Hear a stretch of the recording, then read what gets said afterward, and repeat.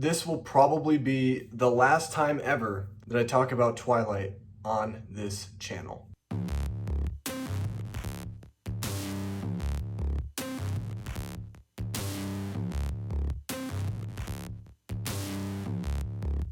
Today, I am going to rank all 5 Twilight movies. I marathoned them literally in my last video, so make sure you go check that out because it's a really good video. And now I'm going to rank all 5 movies. Now, before I get to this list, I want to know your guys' list down below in the comment section of this video.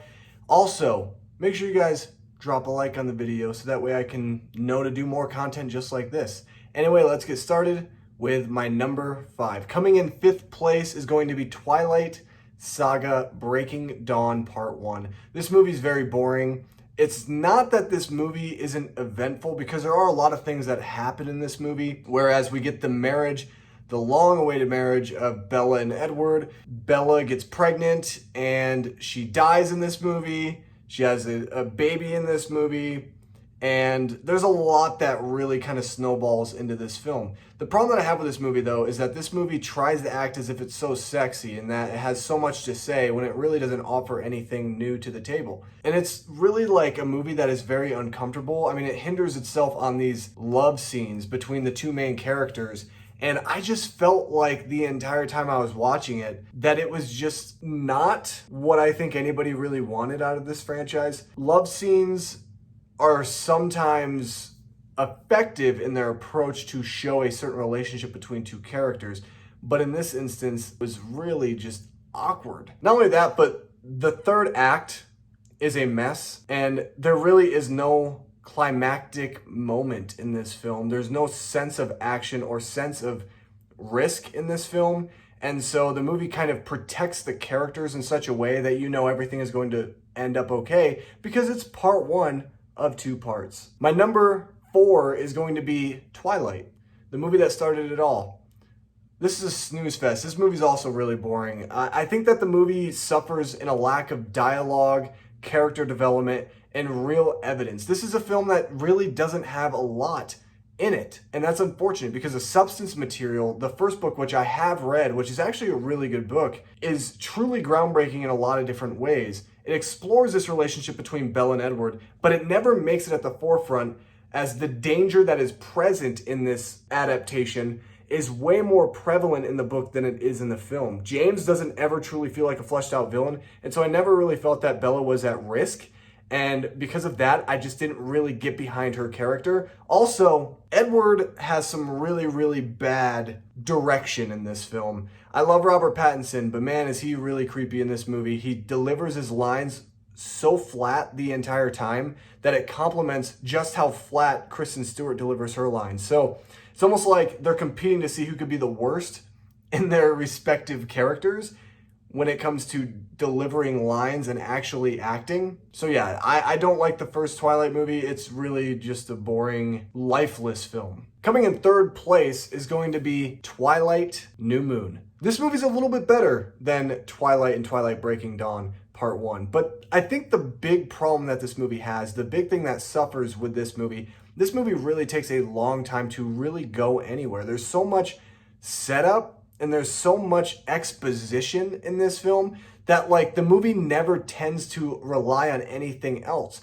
It tries to implement this love triangle between these 3 characters, and it doesn't do it to an effective manner where it actually captivates you as an audience member to root for one side or the other. Yes, in my video I say I'm Team Jacob, but that's really just for mere fun of it and just kind of being a part of the Twilight sensation. New Moon is a weird movie to me as well because I feel like this movie lacks a lot of substance. When you take out the character of Edward, who is one of the main protagonists of this film, and you center this movie on Jacob and Bella's relationship, yes, it's unique, yes, it's different, and yes, it can be fun, but I think that aspect of not having Edward so prevalent in this film is really not good conceptually, and it doesn't ever truly feel like the movie fits within the Twilight Saga or within kind of the scope of where the franchise would eventually go. And so this movie's kind of weird because it like feels out of place to me, but I love this movie because it gives us shirtless Jacob, also Taylor Lautner's abs. Coming in 2nd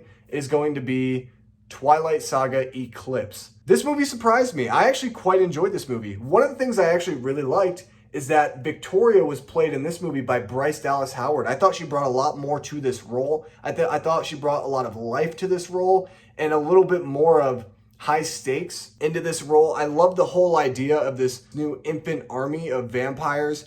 I thought that that was really, really cool. And being able to see something different, it actually felt like there was more of a risk in this film. There was actually action in this movie that didn't make the movie just feel so bogged down because of the romance. The lines actually get delivered a little bit better. There's some better dialogue in this movie. They pick their moments to really show something kind of cool and kind of different and unique within this franchise. So I have a lot of respect for Eclipse because even though the movie still is not good, it could have been a lot worse. And because the movie doesn't try to focus too much on the dynamic of the relationship between the three characters and their love triangle, even though it still does, the movie tries to separate itself a little bit more into more of a film that is grounded with the overall conflict that is happening between the main characters involved that we've come to know within this story. Coming in at number 1 by process of elimination, should be no surprise if you had seen my marathon video, which you really should go see. Coming in at number 1 is Twilight Saga Breaking Dawn Part 2. This movie, is it epic like it says? No, not essentially. But the movie, number 1, has stakes. Number 2 has phenomenal action. And the way that it visualizes this kind of battle between these vampires and werewolves that we've been supporting throughout the entire run of this franchise, and the villains, the Volturi, who are these very criminal and very traditional vampires, is really awesome when it's played out and everything is said and done. There's a lot of nice surprises. There's a lot of twists and turns along the way. And I really do think that even though this movie has some really terrible CGI with Renesmee as a baby, oh my gosh, and can be a little bit awkward at times with the way certain things come across, especially the Renesmee and Jacob relationship, this movie does a really nice job of wrapping up this franchise in a bow, and it's actually a little bit touching. It gives us a nice glimpse into potentially what these characters could possibly have in the future when it comes to peace and when it comes to having that prosperity. Breaking Dawn Part 2 is actually like a decent movie. I actually like it. I was entertained by it. I kind of want to watch it again at some point in time. Not anytime soon, but I definitely might buy it on Blu-ray. Anyway, guys, that is my list. Again, let me know your guys' list down below in the comment section of this video. If you guys like this video, make sure you drop a like on the video. Consider hitting that subscribe button to be a part of this community. I look forward to October when all I get to talk about is horror films. It's going to be a great month. I have a lot of fun videos in store. Anyway, guys, thank you so much for watching, and I'll see you guys in my next video. Peace.